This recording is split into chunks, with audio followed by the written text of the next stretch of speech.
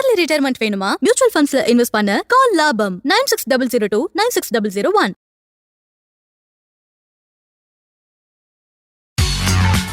Welcome to opening bell show. வணக்கம் sir. நேத்து திங்கக்கிழமை நிப்டி 165 புள்ளிகள் இறக்கத்திலும் சென்செக்ஸ் 508 புள்ளிகள் இறக்கத்திலும் முடிஞ்சிருந்துச்சு. நீங்க சொல்லும் போது நேத்து 23,300 இருந்து 23,400 வந்துச்சுன்னா சரியறதுக்கான வாய்ப்பு இருக்குன்னு சொல்லியிருந்தீங்க. இது ரெண்டுத்துக்கும் நடுவுல நேற்று சந்தை முடிஞ்சிருந்துச்சு. இன்னைக்கு சந்தை எப்படிங்க சார் இருக்கும்? ஏசியன் மார்க்கெட் எப்படிங்க சார் ஓபன் ஆயிருக்கு?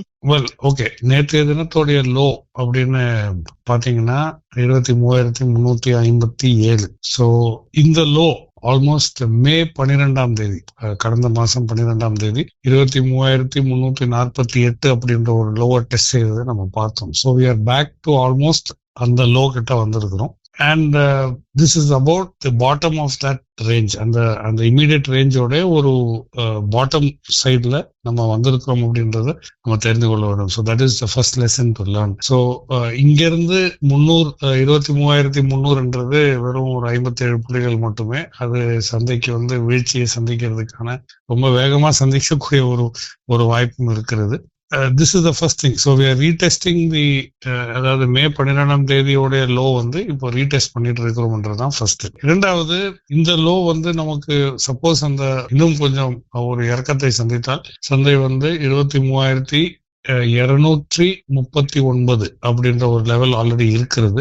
இது I think we created this on the 13th May 13ஆம் தேதி கிரியேட் பண்ண ஒரு லெவல் இருக்கிறது. ஸோ அந்த லெவல் வரைக்கும் ஃபர்ஸ்ட் சென்று டெஸ்ட் செய்யறதுக்கான வாய்ப்பு டெஃபினட்டாக இருக்கிறது. அது ஓப்பனாக இருக்க வேண்டும், நம்ம அதுக்கு ப்ரிப்பேர்டாகவும் இருக்க வேண்டும். ரெசிஸ்டன்ஸ் பக்கம் இப்போ அப்சைட் டார்கெட்ஸ் வைக்கிறது அவ்வளவு புத்திசாலித்தரம் கிடையாது. ஸோ நம்ம எவ்வளவு தூரம் ரெசிஸ்டன்ஸ் வைக்கணும் அப்படின்னா அந்த 23,800 ஒரு 23,500 வரைக்கும் நம்ம இப்போ குறைச்சிக்கிறோம். we are bringing down the upper resistance to 23,500, 500 to 550 levels அப்படின்றத நம்ம குறைச்சிக்கலாம். ஸோ இதுதான் நம்ம இமீடியட் டேர்ம் ரேஞ்சா இருக்கும். ஞாபகம் வச்சுக்கோங்க, 23,300 பிரேக் ஆகும் பட்சத்தில் அடுத்த டெஸ்ட் 23,239. அதையும் தாண்டி சந்தை சரிந்தால் மிக வேகமான ஒரு வீழ்ச்சி சந்திக்கிறதுக்கான வாய்ப்பு சந்தைக்கு இருக்கிறது. கொஞ்சம் நர்வஸா தான் சந்தை இருக்கிறது. அந்த சப்போர்ட் லெவல், இந்த லெவல்ஸ் வரும்பொழுது, இந்த லெவல் வராத வரைக்கும் நம்ம சேஃபா இருந்தோம். பட் வந்துச்சுன்னா கொஞ்சம் கேர் எடுத்து சந்தையில் எதிர்பார்ப்பு இப்படிதான் இருக்க வேண்டும். அதை தவிர்த்து நம்ம எதிர்பார்ப்பெல்லாம் மீறி சந்தை ஒரு ஏற்றத்தை சந்தித்தால் very good. But resistance at 23,500, 23,550 levels, 23,500, 23,600 அந்த ரேஞ்சுக்குள்ள ஃபர்ஸ்ட் ரெசிஸ்டன்ஸ். மறுபடியும் நான் சொல்றேன், 23,780 தாண்டுற வரைக்குமே அந்த மேல் நோக்கி செல்லுகின்ற சந்தையோட கேப்பபிலிட்டி அண்ட் பொட்டன்சியல் இப்போதைக்கு உடனடியா குறைவா இருக்கிறது. அந்த பாசிபிலிட்டியும் குறைவா இருக்கிறது. சரி, ஆசிய சந்தைகள் எப்படி இருக்கு அப்படின்னு நீங்க கேட்டீங்கன்னா, முக்கியமா ஒரு மிக்ஸ்ட் பேக்கா தான் நமக்கு ஏசியன் மார்க்கெட்ஸ் இருக்கிறது. நிக்கே 225 ஒரு 1000 புள்ளிகள் சரிவோடவும், காஸ்பி அதாவது கொரியன் காஸ்பி இண்டெக்ஸ் 191 புள்ளிகள் சரிவோடவும் சந்தையில் வர்த்தகம் நடந்து வருகிறதை நம்ம பார்க்கிறோம்.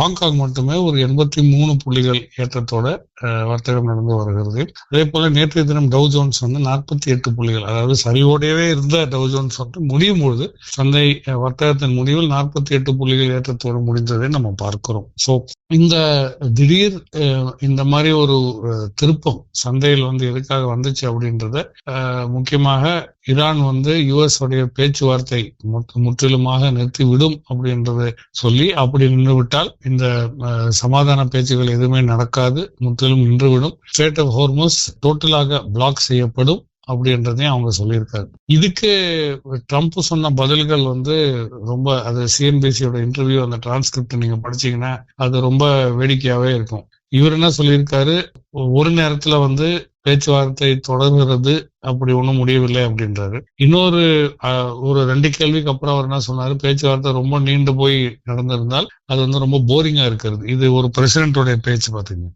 அதாவது இந்த தேவையில்லாத ஒரு போரை ஆரம்பிச்சு வச்சு இது அவருக்கு ரொம்ப போரிங்கா இருக்காது. ரொம்ப நீண்ட நாள் பேச்சுவார்த்தை நடந்தால் அது ரொம்ப போர் அடிக்கிறது அப்படின்றது அவர் அந்த இன்டர்வியூ, அந்த டிரான்ஸ்கிரிப்ட் நீங்க ஆன்லைன்ல பாக்கலாம். அது அப்படி சொல்லியிருக்கு, அது அப்படி பேசியிருக்காரு. மூணாவது, ஐ குடன்ட் கேர் லெஸ், அவர் அதான் சொல்றாரு. ஆங்கிலத்துல சொன்னா எனக்கு கவலையே கிடையாது, கிடையாது. இந்த ஸ்ட்ரெய்ட் ஆஃப் ஹார்மோஸ் நீ பிளாக் பண்றியா, அந்த வழியா என்ன செல்லவில்லையா, உங்களால என்ன கொண்டு செல்ல முடியலையா, அதை பத்தி எனக்கு கவலையே கிடையாது.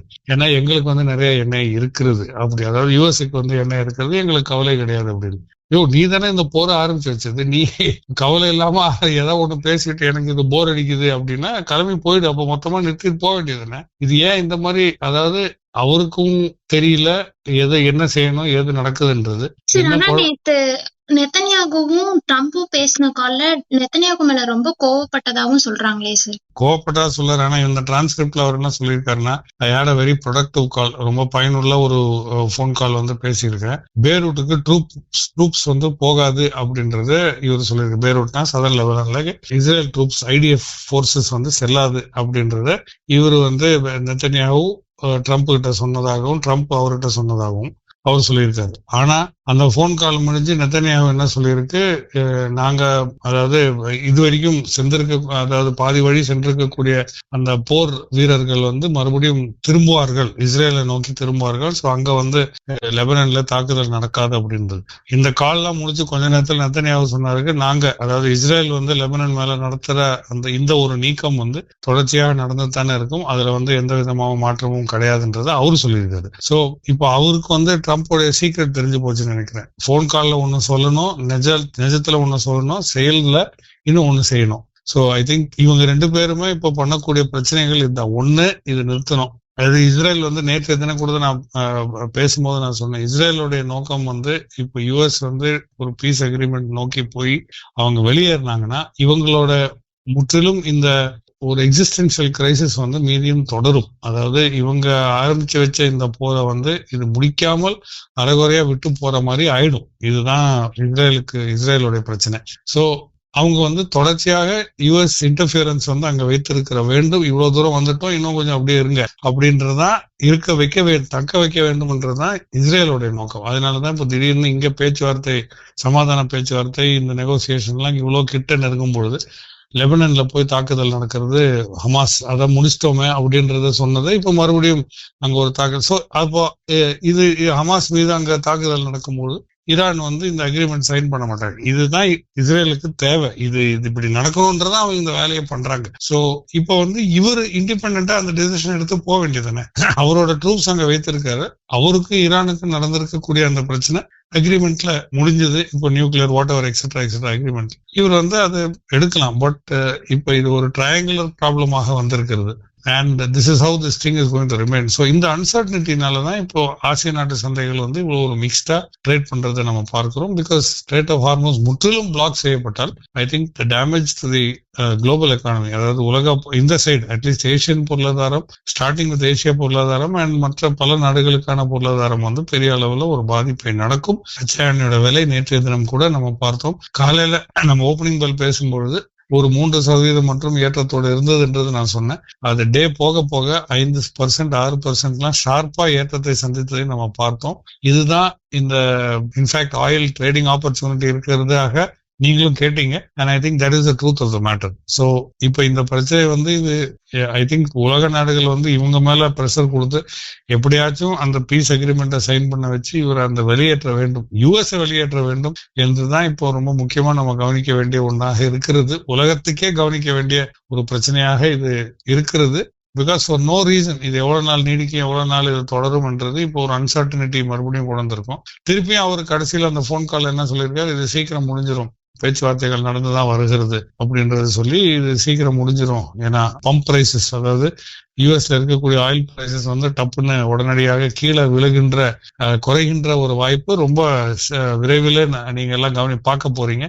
அதனால இது இப்ப விரைவில் முடிஞ்சிடும் அப்படின்றதையும் இவர் சொல்லியிருக்காரு. இப்போ இது சொன்ன ஸ்டேட்மெண்ட்ஸ்ல நமக்கு தேவையான ஸ்டேட்மெண்ட்ஸ் மட்டும் எடுத்து நான் சொல்லியிருக்கேன். பட் இது எதுல எப்போ எது நடக்கும்ன்றது யாருக்கும் தெரியாது நிவேதா. சோ ஒரு சைட்ல ஹோப் சொல்றாரு, இன்னொரு சைடு வந்து எவ்வளவு நாள் ஆனாலும் பரவாயில்லன்னாரு, இன்னொரு சைட்ல பேச்சுவார்த்தை முடிஞ்சதுன்றாரு, இன்னொரு சைட்ல பேச்சுவார்த்தை நடந்துட்டு இருக்குன்னாரு, இன்னொரு சைட்ல எண்ணெயோட விலை குறையும் அதையும் சொல்லியிருக்காரு. இப்போ ஒரு பிரசிடென்ட் வந்து இப்படி பேச ஆரம்பிச்சாருன்னா அவர் ஆரம்பிச்சு வச்ச ஒரு பிரச்சனைக்கு இது எதை நம்ம எடுக்கணும், எது நம்ம விட்டு விடணும்ன்றது நமக்கு தெரியாது. இதன் காரணமாக தான் இந்த அன்சர்டனிட்டி பிரச்சனைனாலதான் சந்தைகள் நம்ம சந்தைன்னு சொல்லக்கூடாது, சந்தைகள் உலக சந்தைகளுடைய வீழ்ச்சி இவ்வளவு ஷார்ப்பாகவும் திடீர் என்று இந்த நீக்கங்கள் வந்து நடக்கிறது தான் சந்தைக்கு ஒரு பாதிப்பை தருகிறது, அந்த வாலட்டிலிட்டி கூட்டுறதுன்றது நமக்கு தெரிந்து கொள்ள வேண்டும். தங்கம், வெள்ளி, கச்சா எண்ணெய் எப்படிங்க சார் இருக்கு? தங்கம் கோர்ஸ் $4,480 ஒரு அவுன்ஸ் அப்படின்ற லெவலுக்கு லைட்டா ஒரு இறக்கத்தை தான் சந்தித்திருக்குது. ஏன்னா நேற்று தினம் வந்து 4,530 அந்த ரேஞ்ச்ல எல்லாம் இருந்தது ஒரு அவுன்ஸுக்கு. இப்போ 4,480 4,480 அப்படின்ற ஒரு லெவலுக்கு குறைஞ்சிருக்கு. அதே போல வெள்ளி வந்து $75 ஒரு அவுன்ஸ் அப்படின்ற லெவலில் ஸ்டெடியா ட்ரேட் ஆகிறதே நம்ம பார்க்கிறோம். So gold and silver, gold ஒரு இறக்கம், சில்வர் வந்து அப்படியே ஸ்டேபிளா இருக்கிறதே நம்ம பார்க்கிறோம். காப்பர் வந்து இன்னும் ஏற்றத்தை சந்தித்திருக்கிறது. 6.52 $6.52 per pound. ஸோ 6.4 பிரேக் ஆகும் போதே நான் இந்த ஷோல சொல்லியிருந்தேன் அது இன்னும் உயர்றதுக்கான வாய்ப்புகள் இருக்கிறது அப்படின்றது. $6.52 per pound அந்த ரேஞ்சில் ட்ரேட் ஆகுது. இப்போ கச்சா எண்ணெய் பாத்தீங்கன்னா WTI க்ரூட் வந்து நேற்றைய தினம் ஒரு ஏற்றத்தை சந்தித்து மறுபடியும் பேச்சுவார்த்தை நடக்கும், சீக்கிரம் முடிஞ்சிடும், பம்ப் பிரைஸ் குறையும்லாம் இவர் பேசின உடனே WTI க்ரூட் வந்து அந்த $91 ஒரு பீப்பாக்குன்றதையும், பிரெண்ட் வந்து $94 ஒரு பீப்பா என்ற லெவலையும் ட்ரேட் ஆகி வருது. இன்னும் அந்த $100 ஒரு பீப்பா என்ற லெவலுக்கு கிராஸ் செய்யவில்லை நிவேதா. அது வரைக்கும் நம்ம கொஞ்சம் ஆறுதல் பட்டிருக்கலாம்.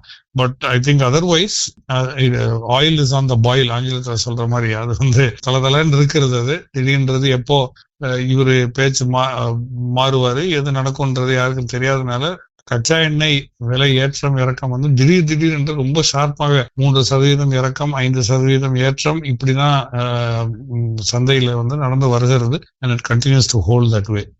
இப்போதைக்கு அந்த $95-96 இன்னும் தாண்டவில்லை. ஸோ அது வரைக்கும் இருக்கும்போது I think we are still hopeful and positive.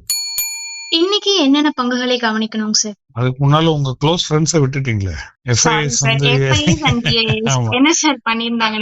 என்ன பண்ணுவாங்க இந்த மாதிரி ஒரு வீழ்ச்சி நேற்று சந்தையில இருக்கும்போது? அவங்க ஏற்கனவே சொல்ல வேண்டாம், அவங்க சொல்ல வச்ச மாதிரி அவங்க செயல்பாட்டுல எந்த விதமான மாற்றமும் கிடையாது.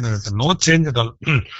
இன்ஃபேக்ட் FIS வந்து நேற்றைய தினம் 3,911 கோடிக்கான நெட் செல்லரா தான் செயல்பட்டு இருக்காங்க. First day of trading in June, 3,911 crores net selling. But திடீரென்று DIS வந்து நல்ல ஒரு பை பண்ணியிருக்கிறதாக நம்ம பார்க்கிறோம். ஒரு 5,109 கோடிக்கான பையரா நேற்றைய தினம் செயல்பட்டு இருக்காங்க, which I think was okay. Sizable buy. So இவங்களை விட, அதாவது FIS விட அதிகமாக DIS உடைய டோட்டல் வேல்யூ, அதாவது இன் டர்ம்ஸ் ஆஃப் வால்யூம் அந்த பை வந்து ஆல்மோஸ்ட் ரெட்டிப்பாக இருக்கிறது. so far so good. ஆனாலும் சந்தையுடைய வீழ்ச்சியை வந்து ஸ்லோ டவுன் பண்ணதான் முடியுமே ஒழிய அந்த சந்தையுடைய வீழ்ச்சியை வந்து தவிர்க்க முடியாத ஒரு பையாக இருக்கிறது. சரி, இரண்டாவது முக்கியமான ஒரு காரியம் நம்ம பார்க்க வேண்டியது என்னன்னா, இன்றைக்கு வந்து எக்ஸ்பைரி டே, இன்னைக்கு வந்து செவ்வாய்க்கிழமை. ஸோ அப்படி எக்ஸ்பைரி டே பொதுவாக இரண்டு தரப்பினருமே நெட் செல்லரா மாறக்கூடிய F&O செக்மெண்ட்ல, கேஷ் செக்மெண்ட்ல கிடையாது, F&O செக்மெண்ட்ல இரண்டு தரப்பினருமே நெட் செல்லரா மாறுகின்ற ஒரு பாசிபிலிட்டி நம்ம பார்க்கிறோம். தொடர்ச்சியாக இப்படிதான் இவங்க செயல்பட்டு இருக்காங்க. அந்த வண்ணமாக நேற்றைய தினம் F&O செக்மெண்ட்ல FIS வந்து 3,400 கோடி ரூபாய்க்கான நெட் செல்லரா ஆல்ரெடி நேற்றைய தினம் செயல்பட்டு இருக்கு. இண்டெக்ஸ் ஃபியூச்சர்ஸ் வந்து நெட் செல்லர்ஸா இருந்திருக்காங்க. வேறஸ் DIS வந்து இண்டெக்ஸ் ஆப்ஷன்ஸ்ல வந்து 7,800 கோடிக்கான பையரா இருந்திருக்காங்க. ஸோ இது வந்து நேற்றைய தினம். இன்றைக்கு தான் எக்ஸ்பைரி. இன்னைக்கு எப்படி இது செயல்படுறாங்கன்றதை நம்ம பார்ப்போம். இரண்டு தரப்பினருமே நெட் செல்லரா மாறி இருந்தா பிப்ரவரியில ஆரம்பிச்ச அந்த பேட்டர்ன் வந்து தொடர்கிறது. வாரம் செவ்வாய்க்கிழமை F&O செக்மெண்ட்ல வந்து இவங்க இண்டெக்ஸ் ஆப்ஷன்ஸ் அண்ட் ஃபியூச்சர்ஸ் வந்து நெட் செல்லர்ஸா பெரிய அளவுல மாறுறாங்கன்றது, அந்த பேட்டர்ன் வந்து தொடருதா இல்லையான்றதை பொறுத்து இருந்துதான் பார்க்க வேண்டும். ஸோ சந்தைக்கு இருக்கக்கூடிய சூழலை கவனிக்கும் பொழுது அந்த பேட்டர்ன் தொடர்ச்சியாக நடைபெறும் அப்படின்ற ஒரு எதிர்பார்ப்பு டெஃபினட்டாக நமக்கு இருக்கிறது. சரி, நீங்க என்ன பங்குகள் கவனிக்க வேண்டும் அப்படின்னு கேட்டீங்க. முதல், நேற்றைய தினம் சந்தைக்கு ஒரு வீழ்ச்சியை பெரிய அளவுல சந்தித்த ஒரு சந்தை, முக்கியமாக ஹை டெலிவரி அப்படின்னு நம்ம பார்க்க போகுமானால் MFSL கேஷ் செக்மெண்ட்ல IndusInd Bank, Tata consumer products, Jubilant foods, Grasim, Godrej commercial properties, Axis bank, TCS, Supreme industries, இதுல எல்லாமே பெரிய அளவுல ஹை டெலிவரி நடந்திருக்கிறது கேஷ் செக்மெண்ட்ல.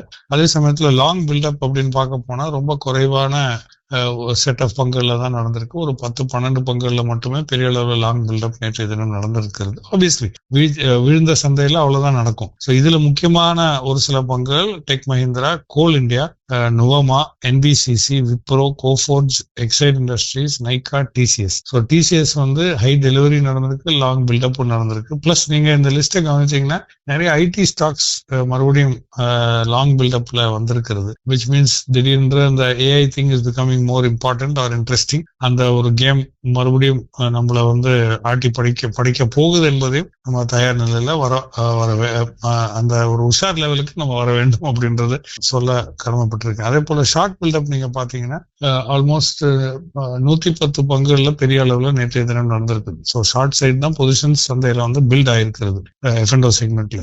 அதுதான் திசையாக இருக்கும்ன்றதையும் அந்த டைரக்ஷன் அப்படிதான் இருக்கும்ன்றதையும் இந்த லிஸ்ட்டை பார்த்தா நமக்கு தெரியுது. முக்கியமா ஒரு சில பங்குகள் வந்து IREDA, Kaynes, Nippon asset management India, Inox wind, Bajaj auto, VEDL, SBI cards, Dabur and Bombay stock எக்ஸ்சேஞ்சோடைய F&O ஃபியூச்சர்ஸ் அண்ட் ஆப்ஷன்ஸ்ல வந்து ஷார்ட் பில்டப் பெரிய அளவு நடந்திருக்கிறது அப்படின்றது நம்ம இந்த லிஸ்ட்ல இருந்து நமக்கு தெரிந்து கொள்ள முடியும். ஸோ ஹை ஷார்ட் பில்டப் இருக்கக்கூடிய ஒரு சந்தைக்குள்ள இன்னைக்கு நுழையிறீங்க. எக்ஸ்பெக்டேஷன் அந்த டவுன் சைடு இருக்கிறது. மே 12 தொட்ட அந்த லோ பக்கமாக நேற்றைய தினம் தொட்டிருக்கிறோம். வீழ்ச்சியை சந்தித்தால் இதுதான் டைரக்ஷன் அப்படின்றது ஒரு எக்ஸ்பெக்டேஷன்ல நம்ம இருக்கிறோம். ஆப்வியஸ்லி ரிமெம்பர் அந்த 23,300 தாண்டி இன்னும் சந்தை ஒரு வீழ்ச்சியை சந்தித்து அந்த 23,239 அந்த லெவல்லாம் செல்லும் பொழுது ஒருவேளை அங்க ஒரு சப்போர்ட் வந்து நிப்டிக்கு டிஃபெண்ட் செய்ய முடிந்தது, இல்ல அந்த சப்போர்ட் லெவல் நிப்டிக்கு ஸ்ட்ராங்கா இருந்ததுன்னா ஒரு பவுன்ஸ் பேக் நடக்கும். இந்த ஷார்ட் பொசிஷன்ஸ் ரேபிடா கவர் ஆகி ஒரு 23,450, 23,600 வரைக்கும் செல்லுகின்ற ஒரு பாசிபிலிட்டியும் சந்தைக்கு இருக்கும் based on short covering. But இது எல்லாமே பொறுத்து இருந்தான் பார்க்க வேண்டும். கவனமாக வர்த்தகத்துக்குள் நீங்க தயவு செஞ்சு நீங்க நுழையுங்க அப்படின்றத மறுபடியும் வலியுறுத்த நம்ம கடமைப்பட்டிருக்கோம். நிறைய விஷயங்களை பத்தி ஷேர் பண்ணிருக்கீங்க சார். நாளைக்கு சந்திப்போம் சார். நன்றி சார். தேங்க்யூ. சீக்கிரமா ரிட்டையர் ஆகி லைஃப் என்ஜாய் பண்ணணுமா? நிபுணர்களின் துணையோடு மியூச்சுவல் ஃபண்ட்ஸ்ல இன்வெஸ்ட் பண்ண கால் லாபம் 9600296001.